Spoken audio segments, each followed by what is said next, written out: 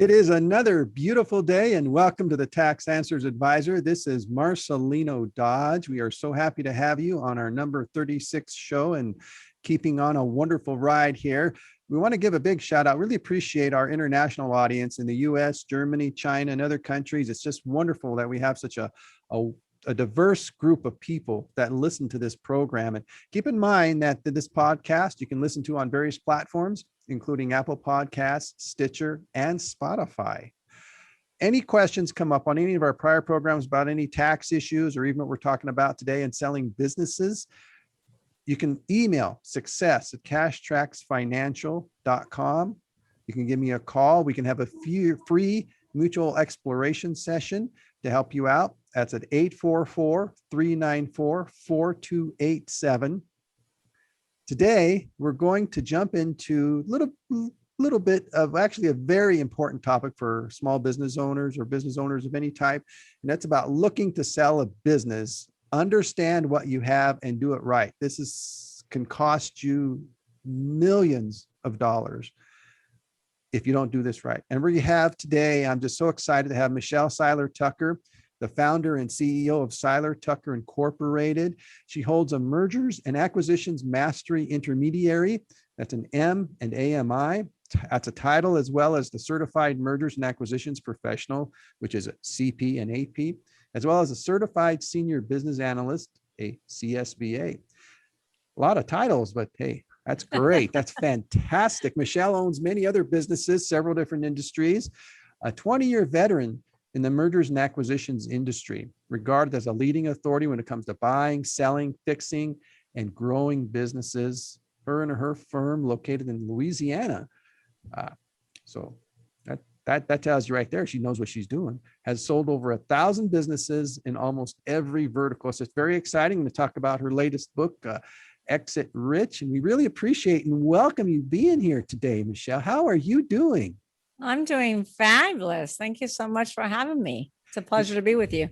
Yeah, we're excited. We're, of course, broadcasting on Facebook Live during this program as well. So, and of course, this is if you're listening on the live type, you can always email me, success@cashtracksfinancial.com, and we can try to answer it during the program. Now, tell me a little bit about yourself and how you got into the merger and acquisitions industry, please, Michelle. Sure. So I've always been an entrepreneur. I've always been interested in entrepreneurship, even as a little girl. I always told my mom that I wasn't going to go to work for anybody else.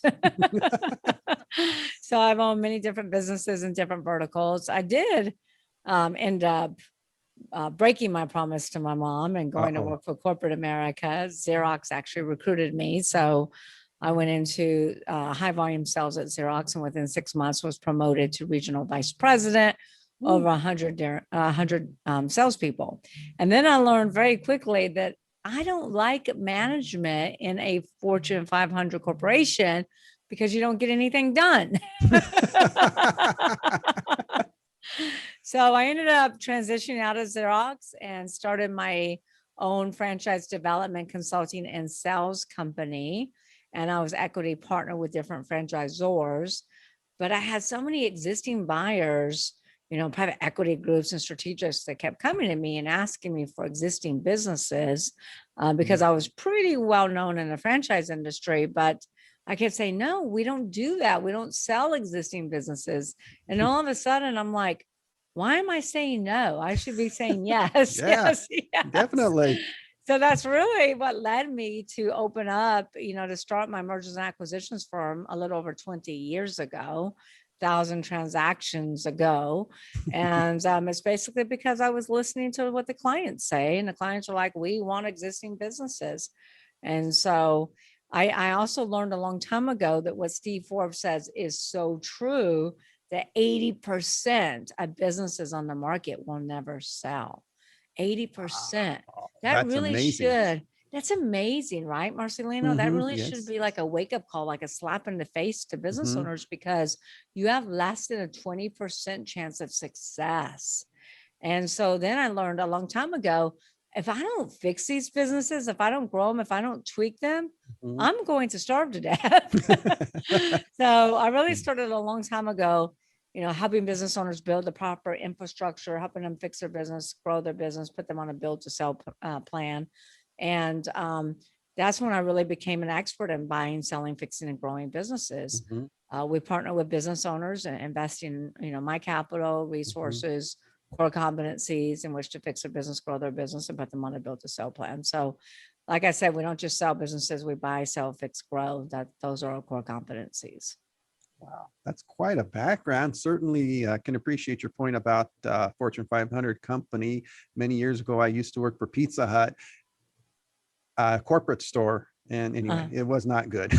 it was it was not good trying to be a manager and then expecting miracles in a little town where I lived at the time. So anyway, so you wrote your next book, Exit Rich, the second book, Selling Businesses.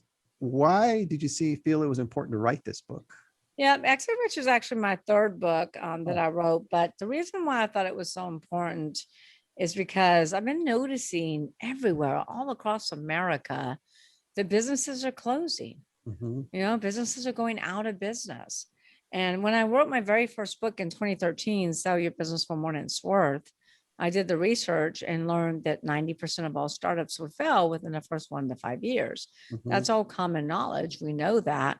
But then when I really started doing the mhm, research for Exit Rich to try to educate myself on why so many businesses are going out of business, I was flabbergasted to learn that the business landscape has actually flip flopped. Now it's mhm, only 30% of startups will go out of business, only 30%. So this is a great time for Startup mhm, Nation to start your companies. However, here's the startling part. Out of 27.6 million companies, those businesses that have been in business for 10 years or longer, mhm, 70% of them will go out of business. mhm. 70%. It used to be that you could be in business 5, 10, 15, 20 years and you're Yeah. golden. You're going to be in business forever. Mhm, And, we hear about the public companies all the time in the media. Toys R Us in business 75 years goes out of business. mhm. Kmart, Steinmart, JC Yeah. Penney's was having trouble. Mhm, Godiva Chocolate closing down 1,500 locations. GNC closing down 900 locations. Disney stores are going out of business. mhm, But the media only talks about the public company. They don't talk about the private businesses. mhm. And these Yeah. private business owners are exiting poor. They're selling for Mm, pennies on the dollar, closing their business, or even worse, filing bankruptcy. mhm, So that's why I wrote Exit Rich, because Exit Rich is not just about selling your business. It's actually about planning your exit from the beginning and building a sellable asset, mhm, building a company that buyers will pay top dollar for, that mhm, you can maximize value on. And that's why 80% of businesses don't sell, is because the business owner, most entrepreneurs have created a glorified job in which they go to work at every day versus a business that works for them. Buyers mhm, aren't buying jobs, buyers are buying businesses. And then also, business owners never think about their exit strategy until a mhm. catastrophic event occurs, whether that's internal or external. Internal is health issues, partners disputes, divorce, death. Mhm. External is this pandemic we're in. The worst time to sell your business is during a catastrophe. You want to Yes. sell your business when it's in its prime, when it's doing really, really well. That's when you sell. Yes. And I really appreciated that point in your book about what you're just talking about, because it is so important to plan going out. That's one of the things that we work on here, is helping ones to plan for their taxes, of course, more so, but still principles are the same. You got to get some planning in there and going. So Right.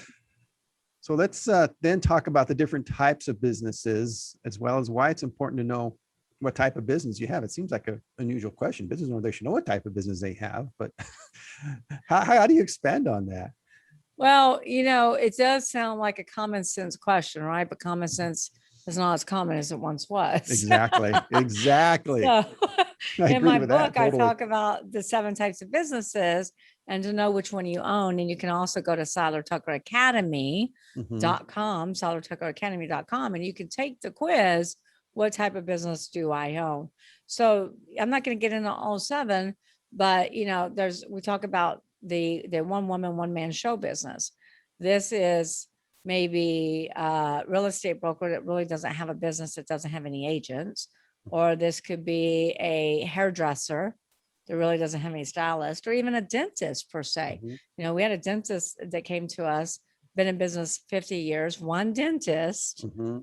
three dental hygienists. The three dental hygienists, though, are his daughters. Oh my. And so that's what I call the one woman, one man show, because they don't Mhm. really own a business, they own a job. And he came to Mhm. me to sell the business. I said, look, I can sell the business for you. However, we're not going to be able to maximize value. And the price tag, the purchase price is going to be contingent upon you and your daughter staying on for 2 to 3 Mhm. years. And he said, well, honey, we're not staying. I said, well, then, honey, you're not selling. Yeah. So any of these service type businesses too, like Mhm. AC, electrical, plumbing, construction, Mhm. etc. If the business is really dependent upon you, then we Mhm. really don't have a business that we can sell. Mhm. So that's what call the one woman, one man type Mhm. business. And then I also have the dreamer category. The dreamer category is, let's say, do you remember the movie called Field of Dreams? Yes. Okay. Yeah. Build Mhm. it and they will come. Mhm. So a lot of people, and this isn't as prevalent as it used to be, but a lot of people would want to leave, corporate America, leave their job and start a business. Let's say they're passionate about a coffee store, you know, and they would go out and start a coffee store. Well, the problem is they're not an entrepreneur. They've never owned their own business before. They don't really do their due diligence. They don't realize that there's 10 other coffee shops in the same block. And that's what Yes. I call the dreamer mentality, because Mhm. they think, well, if I build it, they will come.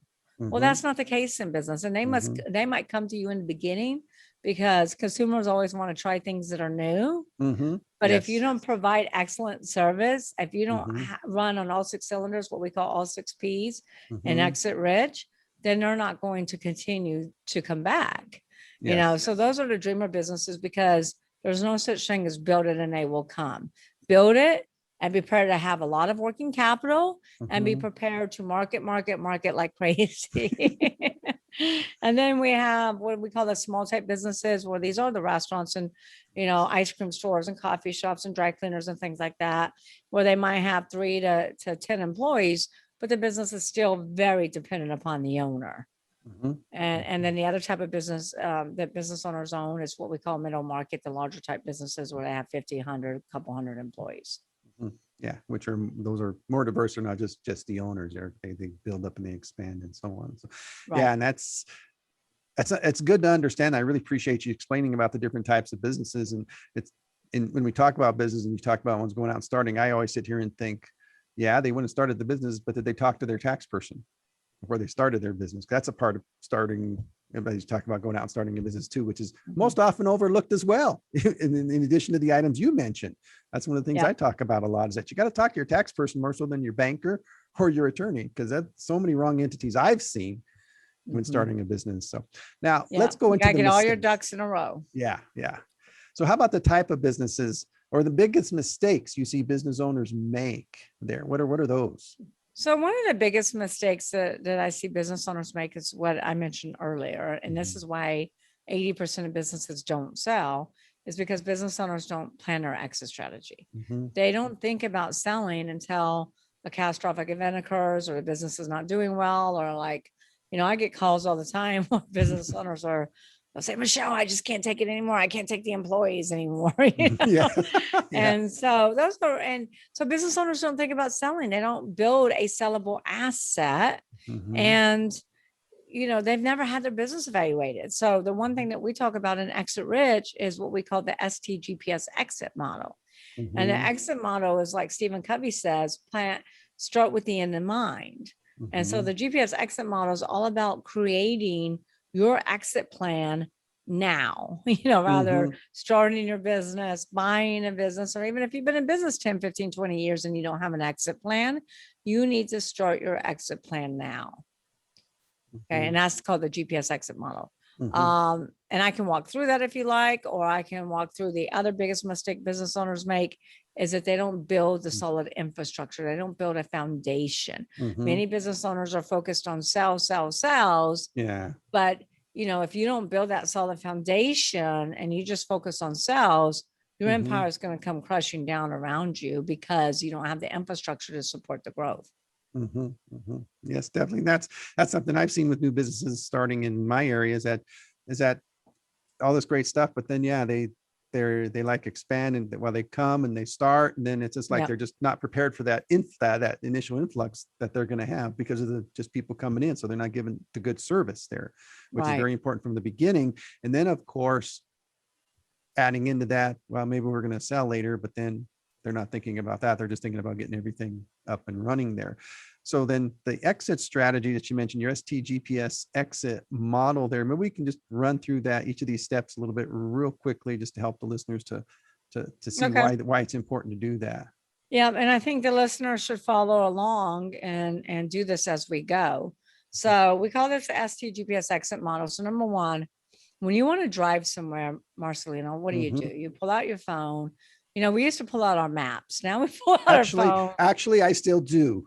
Oh, And you see, now you're the second person to tell me that, because I was on another podcast and with a gentleman, he said, Michelle, I still use old fashioned maps. All right, let's just pretend that you're like with the rest of us and you pull out your phone and you go to Google Maps, and what's the first thing you have to plug in?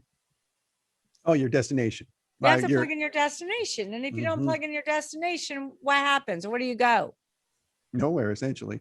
Nowhere. And that's what happens to business owners, right? Mhm. Business owners don't plan to fail, they fail to plan. Most business owners don't have a destination. So Mhm. they're going nowhere, or they're driving around in circles, or they're driving up and down the financial hills to end up exiting poor. So the first step in a GPS exit model is to figure out, what is your destination? Mhm. What is your end game? What is your desired sales price? And Marcelino, everybody gets hung up on a number. I'm like, just pick a number. You can adjust it along the way. So Mhm. let's say you want to sell your business for $10 million. Great. We have a Yes. number, $10 million. What does a GPS exit model need to know next? Let's see, what do we got here? Your Where you're buyers, starting from. where you're starting from. Yeah, you're starting. What Yeah, is your that's current right. location? In other words, what Mhm. is your current evaluation? What is Yeah. your business worth today? And Mhm. most business owners have never gotten a business evaluation. I talked to a gentleman Yeah, the other day, been in business I 40 know that. years, never had his business evaluated. Now, Mhm. you're the tax guy, Marcelino. You know that your business is really Mhm. your most valuable asset. It's Mhm. shocking to me. It's financial suicide. You know, we go to Mhm. the doctor once a year to get a physical annual checkup to make sure our heart's still ticking and we're still kicking. Oh, We yes. drive our car to the mechanic to get an Mhm. annual tune-up, but we don't take our most valuable possession, our Mhm. valuable asset, which is our business, and we don't get an annual valuation checkup. That is Mhm. financial suicide, because there are events that increase valuations, there are events that decrease valuation. Oh, yes. This pandemic is a perfect example of that. So you need to know what your business is worth every year. So let's say you want to sell for $10 million, you're currently Mhm. worth $2 million. Mhm. 2 million. The next step is time frame. What is your duration? When do you want to do this in? Let's say you want to do it in 10 years. You want to sell for 10 million, you're worth 2 million, you want to do this in 10 years. Mhm. Then you need to determine who your buyers Oh, going to yes. be. Mhm. Now, Marcelino, I say buyers and not Mhm. buyer, because I always have clients that come to me and say, Michelle, I already have the buyer. I just need you to represent me with this one buyer. And I'm always like, no, I won't do it. And I'm like, I won't do it unless you let me market the business at the same time. And the reason Mhm. for that is because I have to come in and I have to evaluate your business. And Mhm. I can guarantee your business is probably not operating on all 6 Ps, all 6 cylinders. So then we're Mhm. going to have to tweak and strengthen your weakest Ps. Then we're going to have to clean your financial house. And Oh, most yes. businesses have a financial mess, you know, so we have to clean that up. Yes. And then Mhm. we have to gather all the items and start a data room so that we can start due diligence. Yes.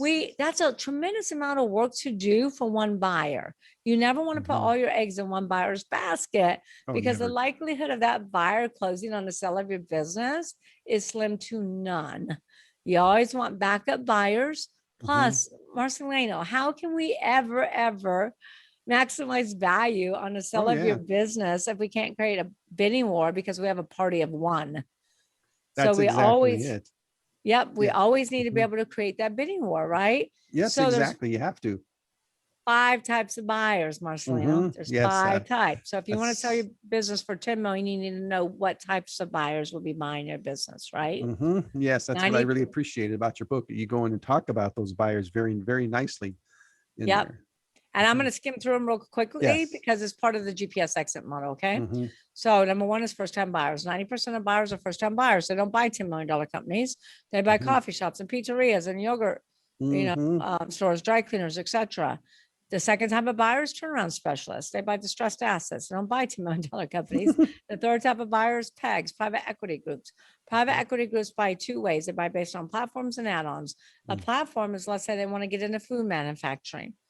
They won't even consider your business unless it has at least $3 million in EBITDA. EBITDA is earnings before interest, taxes, depreciation, amortization. But let's say they're already in the food manufacturing space and they already have that platform, then they'll look at add-ons. Add-ons will look at your business under $1 million in EBITDA. The fourth type of buyer, the buyers that typically pay the highest multiple are strategics and competitors because they're buying synergies that will help catapult their current business to the next level, such as patents, trademarks, contracts. And then the last type of buyer are, I call these storm chasers. These are serial entrepreneurs and they chase EBITDA. They're industry agnostic. So now that you know what types of buyers will be right for your $10 million company, you have to reverse engineer your plan and you have to figure out, okay, well, if I want to sell for $10 million, what's my gross revenues, my COGS, my operating expenses, most importantly, my EBITDA, where does my EBITDA need to land? If you want to sell for $10 million, your EBITDA needs to be around $1.5 to $2 million, depending upon your synergies. Then the next step is, what are those synergies? What are those characteristics that these buyers, these PEG strategics, competitors, what are they looking for? What will, inspire them to pay top dollar for your business and outbid everyone else? So then you build a suit. It's kind of like when you go into business, when someone starts a business, like, here's my widget, here's my ideal target market. And they build everything to meet their ideal target market specific criteria. Your business is your widget. These buyers are your target market. So you need to build your business to meet their specific criteria. That way, when you're ready to sell, you'll have a sellable asset and you'll be able to maximize value and exit rich. The last step in this model, Marcelino, is your why. Why do you want to sell for $10 million? If it was easy, everybody would be doing it. Exactly. Yeah, everybody would. So your why's got to be powerful enough. It's got to keep you motivated. It's got to keep you weathering all the financial storms. That, my friends, is a GPS exit model. Oh, beautiful, beautiful. Now, during that, you brought up about the EBITDA, the earnings before interest, taxes, depreciation, and amortization there. So are we saying here, I just want to are we saying here that the business should be actually paying some taxes, especially if it's like a C corporation? I mean, I just want to try to get a little clear on that. Yes, businesses pay taxes. Yeah, it should be. Yeah, well, yeah, I know it seems like a weird question, but you got sometimes some business owners that are some corporations, S corps, partnerships, or whatever, that are, of course, wanting to minimize the taxes they pay, which well, everybody wants to minimize the tax they pay. That's why they have what we call add backs with personal expenses, non-recurring, because they're trying to, decrease their tax liability as much as possible. That's why we look at adjusted EBITDA when we normalize the financials and look at the personal and non-recurring that business owner is running through the company. Especially if the business owner himself is one of the higher paid employees, like the corporate officers. Does that come into your calculations as well? It depends. It does come into calculations, but it depends. Does that owner need to stay? They're not going to stay for free. Yeah. So if the business is still predicated on that owner and that owner needs to stay with the business, then we're not going to add back that salary. But let's say it's husband and wife, and let's say they're making, 150,000 each salary, and the wife does bookkeeping. Well, we could probably replace the wife for about 35 to 40,000, right? So we will replace the wife and just add back the difference, but we would keep the husband's salary because he's not going to stay on for free, and we would keep their benefits.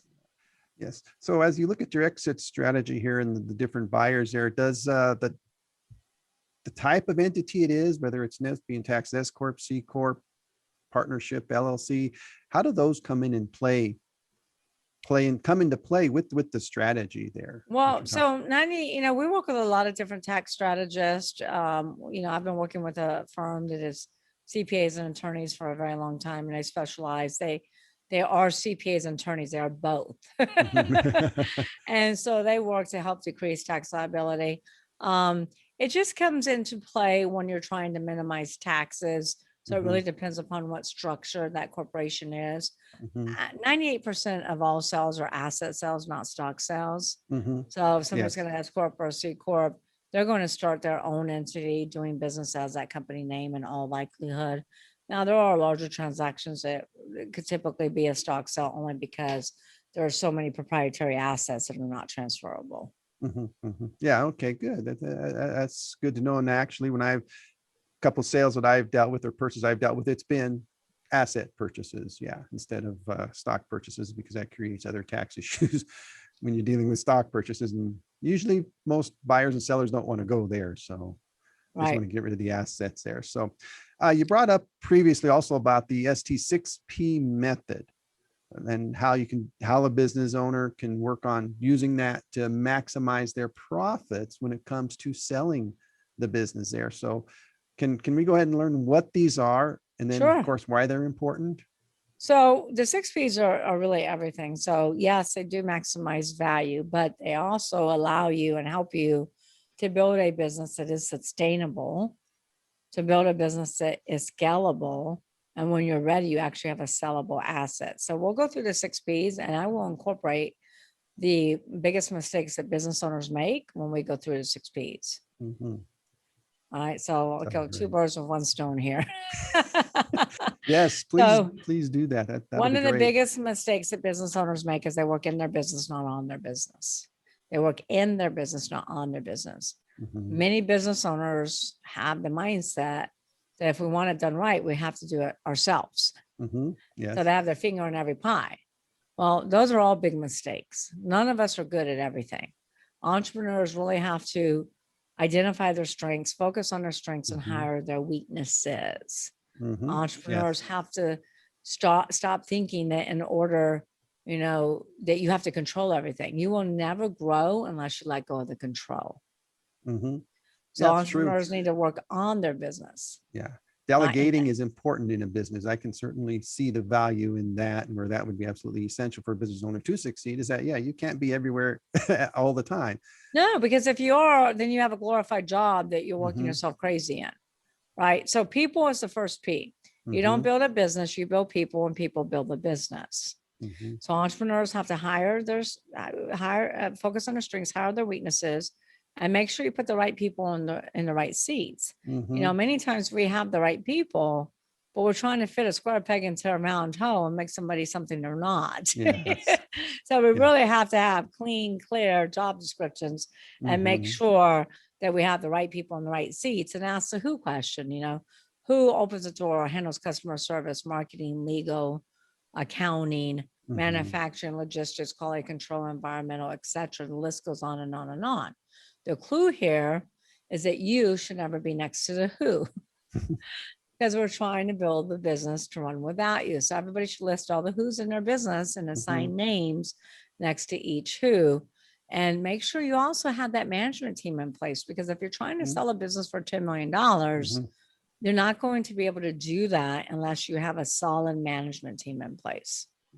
And that's, of course, finding the superhero employees that will be there for you, which the mistake oftentimes when it comes to people I see businesses make, and I'm thinking you'll agree with this, is that sometimes they're wanting only to pay so much to have those people, but to get those people, you do got to be willing to pay a little bit more. But then if you got the right people and make the right selections, you're going to get the returns. Yeah. But I've also seen the flip side of that, where entrepreneurs pay a lot of money for the right people, and they're trusting but not verifying. They're not inspecting what they expect, and those high paid people are playing and not really working, and not really developing, not really, producing results. So you also got to make sure that if you are paying, to get those top notch people, You're also inspecting what you expect, trust but verify. Mhm. We had a company that we were selling and they were paying a COO about $250,000 a year. And the COO was also responsible for, I don't know if CO was the right title. It might not be CO. It might have been chief of marketing. I don't remember. But at any rate, they were also in charge of bringing in new clients. Mhm. Well, they found out after having, systems in place on their computers, on their devices, that this employee was playing all day. This employee was Yeah. not working. So you also Mhm. want to make sure that when you do, put the right people in the right seats, you're also going to inspect what you expect. Trust but Mhm. verify, I always say. Yeah. Yeah. So that's people. You're not Mhm. really going to grow you're not going to grow a business without people. So the second P is product. If you remember correctly, Mhm. earlier I said out of 27.6 million businesses, those businesses that have been in business 10 years or longer, 70% of them are going out of business. The Mhm. number one reason for that is lack of aim. AIM is AIM, always innovate and market. Mhm. Business owners stop innovating, they stop marketing, they become Mhm. complacent. Toys R Us, 75 years to nothing different. Mhm. Blockbuster Yes. had the opportunity to buy Netflix Oh, really? twice, Wow. and sat back Twice? and did nothing twice. So you have to innovate. Innovation is key.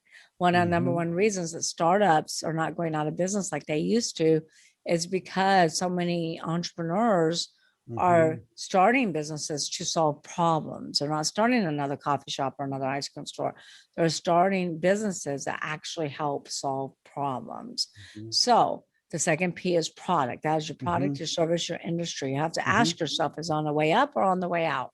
Do you have a Yes. do you have an Amazon and you're in your Mhm. prime? And if so, Oh, that's yeah. when you should be selling. Or do you have a blockbuster and you're about to go bust and about to go out of business? Mhm. So if you're about to go bust and go out of business, that doesn't mean you Yes. just pack up and go home. That means you align yourself with an expert, you get a mentor, and you ask yourself these three transformational questions. Amazon did this back in the 90s. Ask yourself, what business are you in? Because the Mhm. business you think you're in is probably not the business you should be in. Amazon said, we're in the book fulfillment business. We fulfill book orders. Mhm. Second question, what is your core competencies? What do you do better than everyone else? What is your USP, your unique selling Mhm. proposition? And Amazon said, we do fulfillment better than anyone else. The third obvious question, Marcelino, Mhm. is what business should we be in? Mhm. Should. Yes. Amazon said, we should be in a fulfillment business, fulfilling orders for people all around the world. Those three transformational questions transformed Amazon from a small book Mhm. fulfillment center to a multi-billion-dollar worldwide conglomerate that they are today. These questions are transformational. Mhm. In order to grow, you have to get out of being transactional and Mhm. become transformational Mhm. so you That's can the direction. transform. Yeah. That's the direction I see even the tax preparation business going. It's just with all the do-it-yourself options out there, the Mhm. changes I've seen in 20 years of doing taxes. That's something I've tried to constantly work at doing is staying innovative, offering services that, like in my area, a lot of tax professionals don't do. Mhm. And I don't know if they ever will, because I will just call them old school tax professionals. But there's just a lot of things that I know I got to keep doing, which is why I've been transformational over the last year, in particular in what I do in moving toward more of a planning, because too many people are trusting software in the tax business instead of a trusted professional who can really walk them through these things. So I really see the value of what you're talking about, the product or service. You got to keep innovating, got to keep moving forward, because old doing it the old way, it may have worked before, but it's not necessarily going to work going forward. Yeah. So Bottom line is you're either growing or dying. mhm. There is no in between. You're growing or dying. Yeah. And so then the third P is processes. You will never build a sustainable business that you can scale without processes. Mhm. Processes are kind of like exit strategy. Business owners don't think about them until something bad in their business happens. Like, oh my gosh, we need a process for that. You need a process before the Mhm. bad things happen. So you really should design your processes from the beginning. But Marcelino, this is where most business owners get this wrong. Most business owners design processes around their own agenda, Mhm. around their own agenda. I'll give you an example. Doctor's offices. When are they open? What are their Usually hours? during the day, during normal business hours, I would Their say. normal business hours Mhm. from 9 to 5, right? Yeah. Mm-hmm. 9 to 5. If we have to take off from work or we have to leave our company and we should go see the doctor. Does the doctor design his hours around the patient's schedules? Usually, no, they don't. Usually never. Yeah, never. Actually, yeah, you're right. I've never seen it, come to think of it. Yeah. We have to start designing.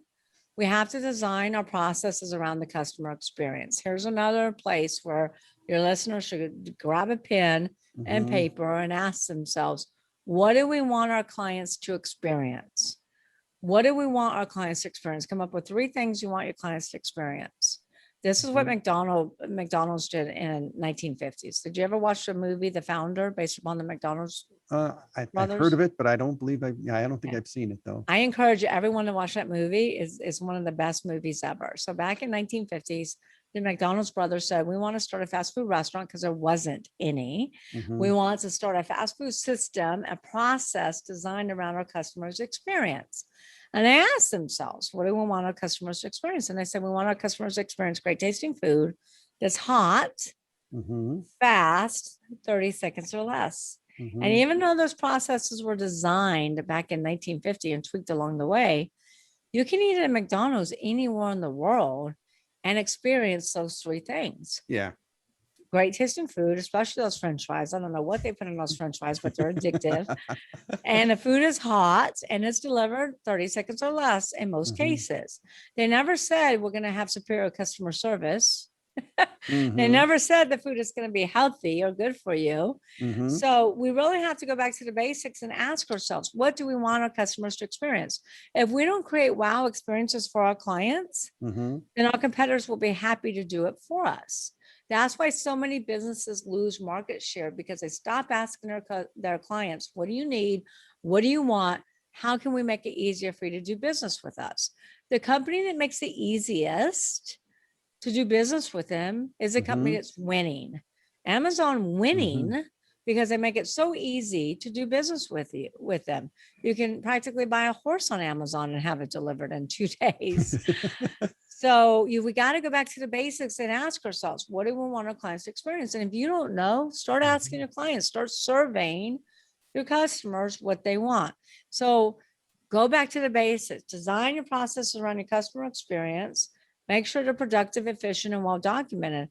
A lot of business owners don't even have policy and procedure manuals. When you go Mhm. to sell that $10 million company, Marcelino, the first thing they're going to ask for, one of the first things is, let me see your employee handbooks. Let me see your non-competes. Let me see your policy and procedure manuals. Let me see your SOP checklist per department. So you got to well paper these processes. Mhm. And guess what? It's ongoing. Processes never end. Mhm. Oh yeah, they no keep and they Right. develop and they adjust and they change, and that's the We great got to thing about it. systemize, and McDonald's, Burger Mhm. King, Chick-fil-A, our business. This could be across any business, even service business. I can see where these can apply That's even within. any industry. Yeah. Every industry has to have these processes, Mhm. SOP checklists. Yep. All right. So the next P is proprietary. This is the highest value driver of any other P. These are proprietary assets. Mhm. So let me give you a quick course in evaluation. You probably already know this because you're the tax guy, but businesses that have less than $1 million in EBITDA, again, earnings Mhm. before interest, taxes, depreciation, amortization, will typically trade for a multiple of 1 to 3, 3.5 times EBITDA, depending upon these proprietary assets we're about to talk about. Unless Mhm. you're a SaaS business. Now, lots of CPAs tell their clients that they're going to get a multiple of revenues. You're not getting a multiple of revenues. Unless you're a SaaS, you're Mhm. not getting a multiple of revenues. It's a multiple of EBITDA or SDE, which is seller's discretionary earnings, net income, but it's not gross revenues. Mhm. So businesses that have over $1 million in EBITDA, this is the sweet spot, because there are more buyers for good businesses than there are good businesses to buy. So when you have over $1 million in EBITDA, it typically starts at 4, 5, and up Mhm. times EBITDA. So proprietary assets can take you from a 5 to 7 to 10. There's 6 pillars here. So Mhm. it'll take me a little while to explain all 6. Number 1 is branding. the more well-branded your company is, the more I can sell it for, as long as your brand is relevant in the mind of the consumer. Meaning, is anyone paying any money for Blockbuster? Mm-hmm. Yes? Yeah. Well, not anymore. Not anymore. Not The most anymore. Yeah. the most valuable brand in the world is, What is it? Amazon or Apple or something like it's that? Apple, the other Mhm. A.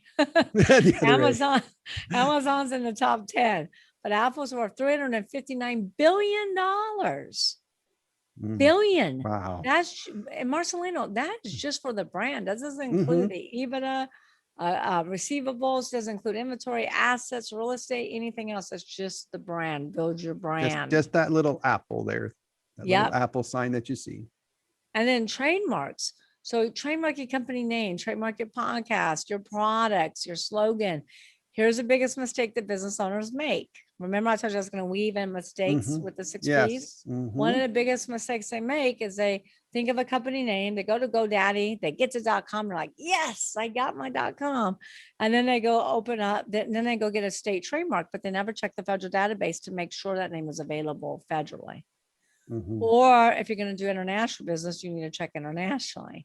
Mm-hmm. So I've seen business owners in business 5, 10, 15, 20 years, all of a sudden receive a cease and desist letter and they have to stop using that company name. Yes, they hire attorneys. Yes, they throw a lot of money at it. In most cases, they're going to lose unless they can prove that they've had that company name before anyone else. Mm-hmm. But spending $1,500 to $2,000, protect your company name, make sure you get a federal trademark on your podcast, because you don't want to start the branding process all over again. It's very difficult to Oh, brand. yeah. And then your products. People forget about getting federal trademarks in your products. Mm-hmm. We have a company that we're selling between $50 to $60 million. This company has 12 different products. Each product has a federal trademark. Each product has an exclusivity. One's exclusive to Walmart, one's exclusive to Target. So trademark your products. Federal trademark, not just state trademarks, extremely important. Mm-hmm. Patents. If you got some brilliant inventions, get a patent on that. You know, if you Yes. ever watch Shark Tank, every single shark Mhm. always asks every inventor the same question. Do you have a patent on that? Do you have a patent pending? So make sure you have a patent. Mhm. We sold a company for 18 million that wasn't making that much money, but they had 18 patents. So patents are extremely valuable. Contracts, Marcelino, Mhm. contracts are very valuable. Manufacturing, distribution, vendor, franchisor with franchisees. Client Mhm. contracts are the most valuable of all, especially if you have a reoccurring model, if you have a reoccurring revenue, Mhm. a subscription model. But here's the mistake that business owners make with contracts. Remember how earlier Yeah. I said 98% of all sales are asset sales? Mhm. Yes, definitely. I've never seen a business owner get this right. You need a 2-sentence transferability clause in your contract that says this contract is transferable upon the new entity. Because if your buyer is doing an asset sale, Mhm. and let's say your clients don't agree to consent to transfer, then your Mhm. deal is going to fall dead in its tracks. Mm. Or let's say I have a client that we're working with that has 2,000 clients, Oh, yes. 2,000 contracts. They're not going to go after 2,000 clients and ask for consent to transfer, because most business owners don't even want clients to know they're selling.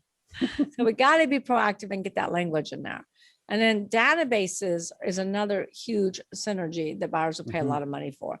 Facebook paid $19 billion for WhatsApp. Mhm. How much money Yes. was WhatsApp making? I'm not sure at the time, or if they were making any. Not only were they making none, they were Ah. hemorrhaging. But guess what they had, Marcelino? They had a synergy. A They client had a base. synergy. They had a synergy that Facebook knew they could monetize an ROI. They had 1 billion users. So Mhm. Facebook paid 19 billion for 1 billion users. So that's what we're talking about right now, is Mhm. synergies. Another big one is celebrity endorsements. We have a client that has products with Oprah. Strategic will pay a lot of money for that because they want to get their products in front of the queen of everything. Mhm. Same thing Yes. with radio personalities. You know, radio personalities and celebrities can only endorse one vertical at a time. You'll Mhm. never see a celebrity endorse, you know, 5 different skincare companies or 5 Oh, different yeah. diet companies. Mhm. So radio personalities are very, very valuable. We once Mhm. sold a skincare company that had some of the top radio personalities and top prime positions on radio. And guess what? another skincare company can't bump them off. You can't get Mhm. that spot. That's what we call prime digital real estate. Mhm. So strategists will pay a lot of money for that. Same thing with my e-commerce businesses. Mhm. If you're manufacturing pillows and you have the top 3 positions on Wayfair or Amazon or Etsy or eBay, these are proprietary assets that will take your multiples and raise them. Plus, they will also help to create a bidding war because buyers are buying these synergies that will help catapult their current business to the Mhm. next level. Yes, definitely. Definitely. How about the patrons now off of the, what So do we? patrons are your customer, Mhm. base. And you probably already know this, Marcelino, but most Mhm. businesses follow the 80-20 rule, where Mhm. 80% of your revenue comes from 20% of your clients. You lose a Mhm. client, you're in big trouble. So a lot Yeah. of customers have, a lot of business owners have customer concentration. We once sold an oil Mhm. manufacturing business. They had 65 to 70% of their revenue tied up with BP. Mhm. We appraised that business for $9.8 million. We have 550 buyers look at it. We narrowed down to 12 LOIs, letter of intents. Mhm. But each LOI had contingency language like earnouts, clawbacks, seller financing, etc., all contingent upon that BP contract. And my sellers, one, they were partners, and one was in their 80s. And he's like, I'm not doing that. If I sell this business, I'm done. And, we're not going to lose BP, but buyers were concerned. So they want to Mhm. mitigate their risk. And so we fortunately found the right buyer. We Mhm. found that needle in a haystack buyer that has similar products and services. And they had been Mhm. trying to get into BP for decades and can never get their foot in the door. So they're Mhm. like, we don't care about customer concentration. We Mhm. just want the BP contract so we can get our products in the door. So they outbid everybody else and they paid $15 million for 70% of the company, which was Ooh. 129% more than what the business appraised for. Wow. That the And that's why value you need of an those advisor. contracts and stuff. That's why you must hire an advisor to help Mhm. maximize value and create bidding wars on the sale of your company. Mhm. So the last P is profits. We're all in business to make money. Mhm. But, I have clients that come to me all the time and say, Michelle, I got a profit problem. Like, no, you don't have a profit problem. Lack of profits is not the problem. I'm always like, no, you have a process issue. No, you have a people problem. Mhm. Lack of profits is never the problem. It's a symptom of not operating on one of the other 5 Ps. Mhm. Make sense? Yeah, that makes good sense because all the other P's will affect that one, They will will affect the affect profit. profits. Everything else affects Absolutely. profit there. Yeah. So if you are operating on all 5 cylinders, Mhm. this is almost foolproof. You will be profitable, I promise you. Yes. Simplifies that whole process really easy. Just get these in case, and then the last one takes care of itself essentially. Right. A They're at thousand it. percent. Exactly there. So So that's your infrastructure on the 6 Ps. You build your business on the 6 Ps, you'll have a sustainable business that you can scale. And mhm, when you're ready, you won't be part of the 80% of businesses that don't sell because mhm. you will have a sellable asset. And that's what we're trying to help ones today is have a sellable asset. And of course, set out that time frame as we've talked about earlier, plan, work on these areas and move forward there. So getting into the last few minutes here there, can you just touch on about the business life cycle for a little bit for us here? Oh, I would love to. I love the business life cycle. So business life cycles follow the same life cycle as a human. Mhm, When we are born, we're put into an incubator, right? mhm. Where do business ideas and concepts go in an incubator? Less than 95% of business concepts ever make it out of the incubator. Yeah, that's true. They a lot of great ideas out there, but they kind of just float right there and never go They beyond just that are point. stuck in the incubator, right? Stuck. So business ideas that get out of the incubator, Hmm. us humans to get out of the incubator, we go out of the incubator to newborn phase. Hmm. What does a newborn need? Do you have children, Marcelino? I do not have children, but I do know they have a lot of needs as an infant there. What do they need? They need a lot of money and they Money. need 24-hour supervision. An Hmm. infant business Hmm. needs the same thing, a tremendous amount of money and 24-hour supervision. So then they go from infant to toddler. Hmm. Toddler, at least they're walking, talking, but Have you still ever need heard of supervision. the terrible twos, threes, and Oh, fours? I'm familiar with the terrible twos. A lot of friends I've had describe them to me multiple times, and I've seen a small version of them, I will say. So taller businesses and taller humans Mm-hmm. need still 24-hour supervision and a lot of money. Mm-hmm. And then they go from Definitely. toddler to teenagers. And teenagers, yes, can feed themselves, they can take care of themselves, Mm-hmm. but they enter those rebellious phase where they don't want to listen to anybody because they think they know it all. Mm-hmm. They still need supervision, not as much, but they still Yeah. need supervision and guidance. So does a taller business, and they need a lot of money. Teenagers Mm-hmm. typically need more money. Yeah. Yes. And so then you go from teenager to young adult. Now, this is Mm-hmm. where you're starting to figure it all out. You're Mm-hmm. self-sufficient. You don't need as much supervision. You don't need Yeah. as much money. Mm-hmm. And then you go from adult to adult. And Mm-hmm. adult is when you're in your prime. Let me give you an example. Toys R Okay. Us 2015 did $11.5 billion in revenue. $11.5 billion in revenue. What happens after adult?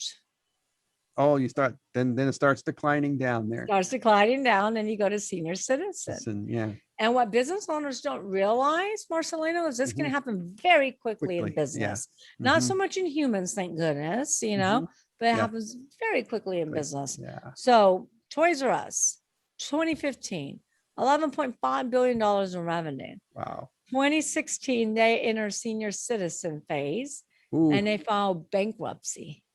wow. That's What sad. comes after senior citizen? Oh, well, then you die. Then you die. and you die. So And we that's what happened. die, They right? died. We die, Yeah. businesses Yeah. die. Yeah. 2 years later in businesses, it can be very quick like that. Mhm.